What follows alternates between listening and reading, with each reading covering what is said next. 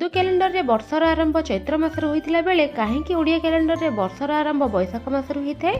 आसंतु जानिबा ए video माध्यम एबे आमे घरे जो कैलेंडर व्यवहार करूचे ताहा ग्रेगोरियन कैलेंडर नाम रे परिचित जे कि सोलार साइकिल बा पृथ्वीर परिक्रमण उपरे आधारित जेउथिरे 12 मास अछि और 4 वर्ष रे थरे अधिवर्ष आसे किंतु हिंदू कैलेंडर जाकु शक संवत विक्रम संवत बा पंचांग बोली कुआ जाउतला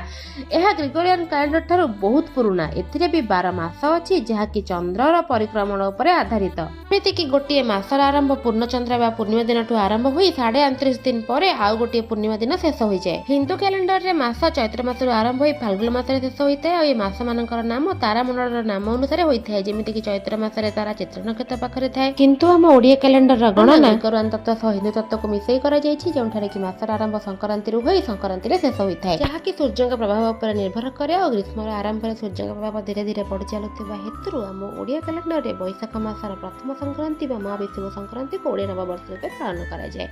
नवा वर्षर अनेक शुभेच्छा और शुभकामना।